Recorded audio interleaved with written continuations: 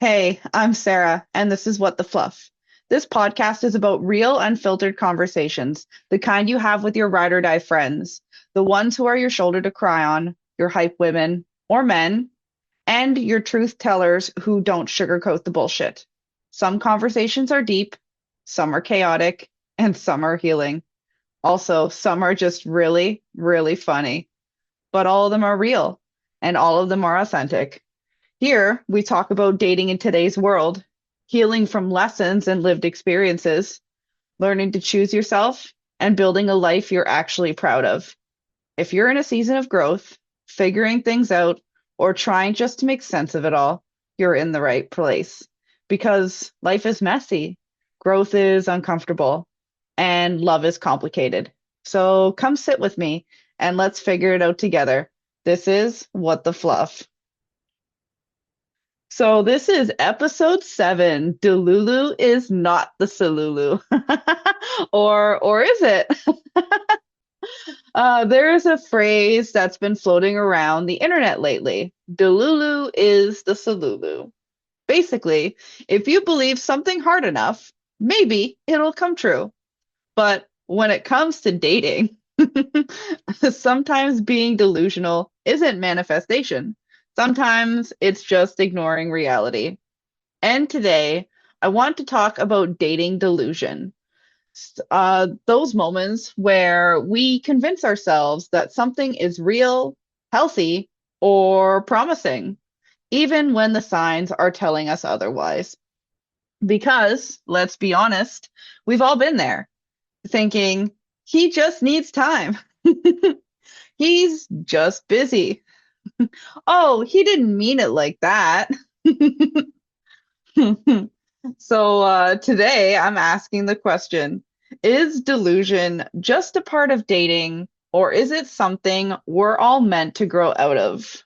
We also have an entry from the Fluff Boy journal. This Fluff Boy is from my journal entry, and we're going to nickname him Malibu Ken. So stick around for the story. Uh, so we're going to get into segment 1, the Delulu phase. This is the phase where we convince ourselves that something is better than it actually is. It can look like ignoring obvious red flags, believing mixed signals mean interest, and interpreting crumbs as effort. So sometimes delusion is just optimism wearing rose tinted glasses.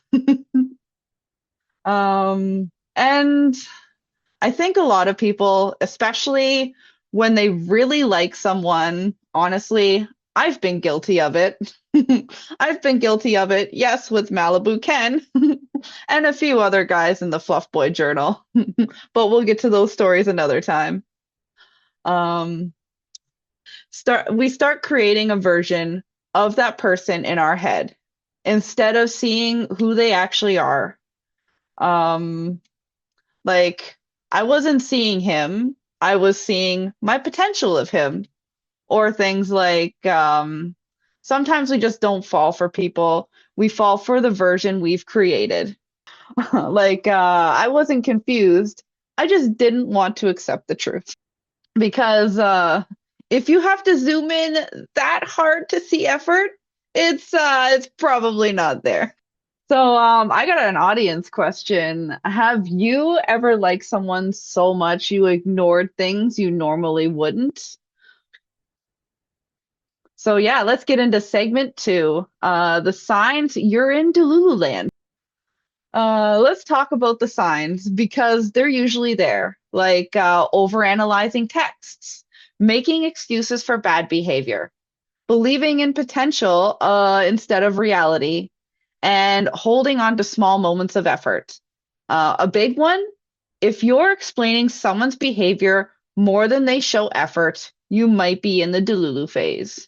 And the hard truth is, when something is real and healthy, you don't have to convince yourself that it is. Because if you're doing mental gymnastics to understand someone, that's your answer. Confusion is not a personality trait, it's a red flag.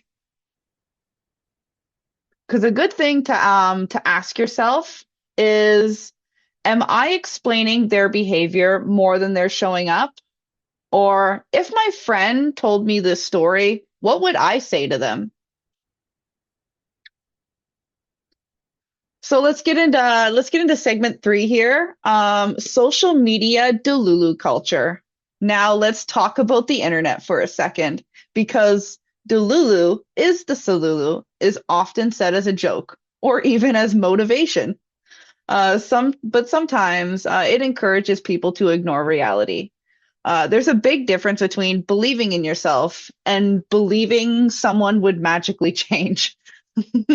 Manifestation is powerful, but it doesn't replace accountability, communication, or consistency. And sometimes social media romanticizes situations like that in real life. Um, and it's just not healthy because manifestation doesn't override bad behavior. And believing in love is powerful, but believing in someone's potential without proof is risky. Being Delulu isn't dangerous until it disconnects you from reality. Ooh, there's something I actually want to get into with this segment, because this is a perfect segment to discuss the difference between belief and denial. So belief is grounded, calm, and open to reality. It sounds like something like, I trust this will work out, but I'm okay either way. Or I believe in this person based on what they've shown me. And the key thing is belief can coexist with truth, even if the truth changes. There's no force, no clinging, and it's just trust. Denial is more forced, it's tense, and it's avoiding reality.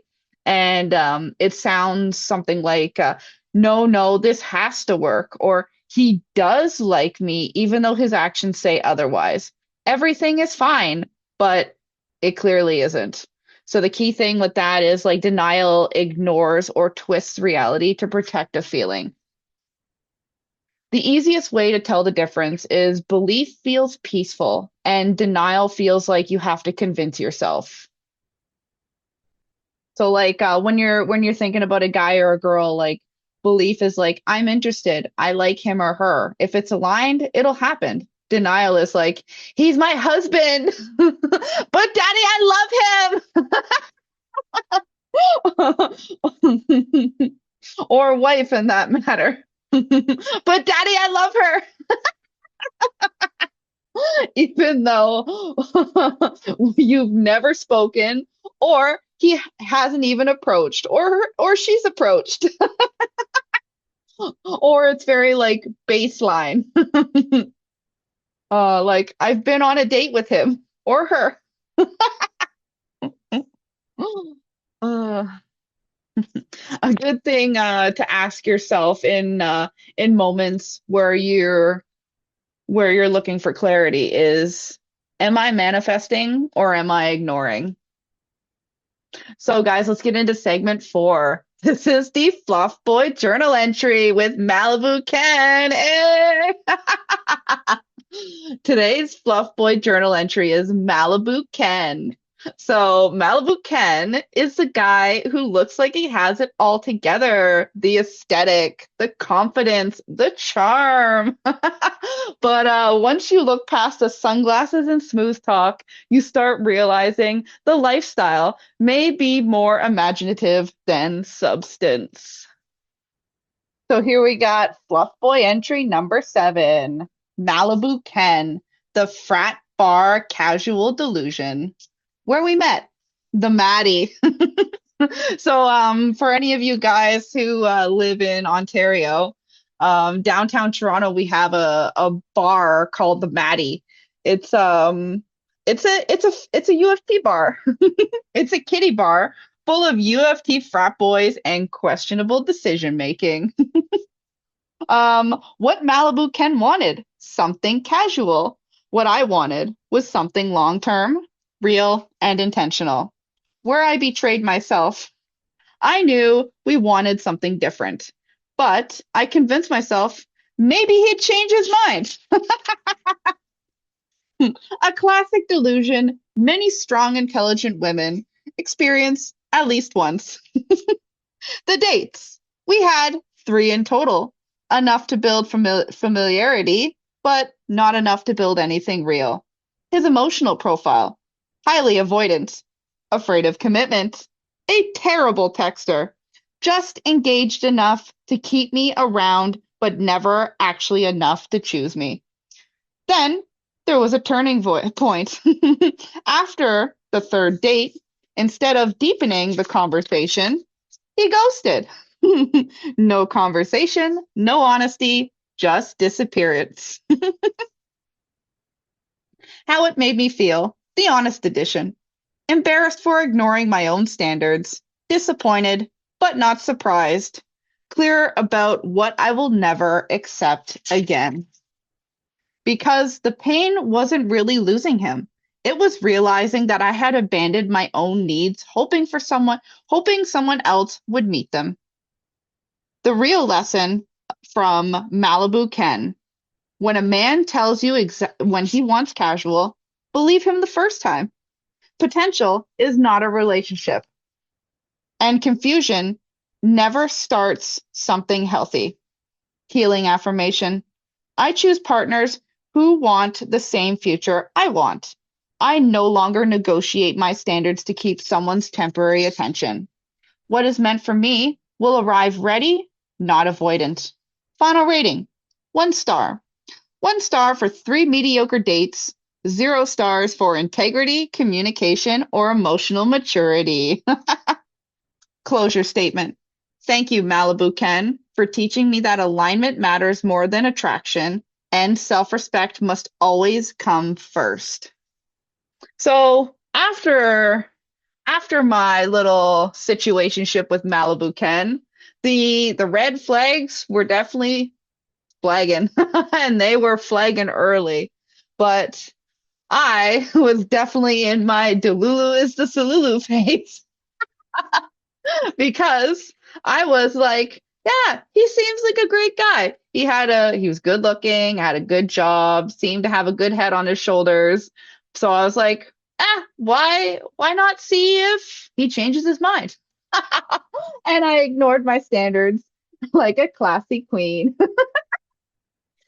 So yeah, like that's the first and last time that I ever ignored all the red flags all at once, especially after he ghosted after the third date. And yeah, the attraction with him was more illusion than substance.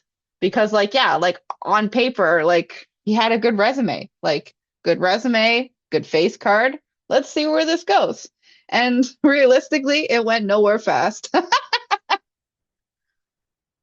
And the perfect image didn't really fully match reality. He looked like a dream, but felt like confusion. The aesthetic was definitely strong, but the substance was weak. I was attracted to the image, but not the reality. Okay, guys, let's get into segment 5. When the Delulu bubble pops. So at some point, the bubble always pops. That moment where words and actions don't match, patterns become impossible to ignore, and you realize attraction alone isn't enough. Delusion usually ends the moment clarity arrives, and sometimes that clarity hits all at once, like a switch flipping. Clarity doesn't whisper, it hits. Um, and the moment I stopped hoping, I started seeing because I didn't lose feelings, I gained awareness. And yeah, nothing hurts more than realizing you knew all along. So I got another audience question. So what was the moment that everything clicked for you when you were in your Delulu era? And what truth were you avoiding?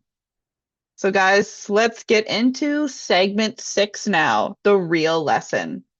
So dating teaches you the difference between hope, chemistry, compatibility, and reality. And growth often comes with realizing the story you created in your head wasn't the story someone else was actually living. Over time, you start trusting patterns more than potential, actions more than words. And that's where real discernment comes in. Because when I stopped trusting potential and I started trusting patterns, because you guys know how much I love patterns. I am fantastic at pattern recognition. They are my favorite thing. Because chemistry can lie, but consistency doesn't. Like, hope is beautiful, but it also requires boundaries. Discernment is self respect in action. So you should never have to chase clarity, you require it. So I want to get into something. So I want to talk about what the situation with Malibu Ken taught me. Because the Malibu Ken story wasn't just about him, it was a mirror. Like, the number one thing is I can feel chemistry fast. I am very good at surface level chemistry with a lot of people. And with Malibu Ken, it showed me when I meet someone who hits my type, I can feel it immediately. My energy opens up and my mind starts to imagine forward. And it honestly, it's not a flaw. It just means that I'm emotionally responsive and open. But my mind can build a story before reality confirms it, which is a big one. There was a moment where it went from this is fun to this could be something before he had actually shown consistency, proven intention, and earned that space. So the lesson became attraction is not information. And I don't actually like confusion. If even if there was excitement, there was also what is this? Where is this going? Subtle emotional uncertainty. And my body honestly instantly clocked it. And that's why now I say if I feel confused, I trust that. Because Malibu Ken showed me confusion equals misalignment, not mystery. Also, I don't want to convince or figure someone out. There was a piece of energy like trying to understand him, trying to read between the lines, and trying to make sense of his behavior. And now, because I've shifted to, I don't want to figure something out, I want to be met, that came directly from this experience. And I'm capable of detaching once I see clearly, which is important because once reality hits, I don't cling, I don't chase, and I didn't collapse. I adjusted. That means I'm not stuck in old patterns and I just needed awareness. So, the core lesson just because I felt something doesn't mean it is something. And I don't build meaning until it's shown to me consistently. So yeah, we've all been a little delulu. Uh the growth is learning when to stop. Every delulu phase comes with a lesson, and the right person won't require you to convince yourself. Sometimes the person with the most potential becomes the biggest lesson. So, after today's episode, I think the real takeaway is this. We've all had a little bit of Delulu in us when it comes to dating. And honestly, that doesn't make you naive, it makes you human.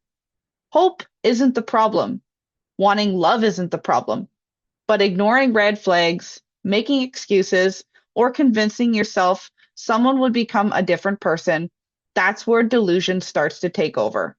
The real lesson is learning how to balance hope with reality because chemistry is fun, potential is exciting. But at the end of the day, someone's actions will always tell you more than the story you're building in your head. And sometimes the person you thought that had the most potential ends up being the biggest lesson. So, if you ever have been in your Delulu era with someone who clearly wasn't it, just so you know, you're not alone. And honestly, those moments usually become the funniest stories ever.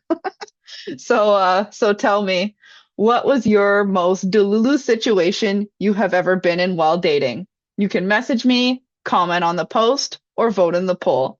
And who knows, your story might end up on a future episode. Thanks for listening to What the Fluff podcast. And remember, sometimes Delulu is not the Selulu, but sometimes it's the lesson. Have a good day, everybody.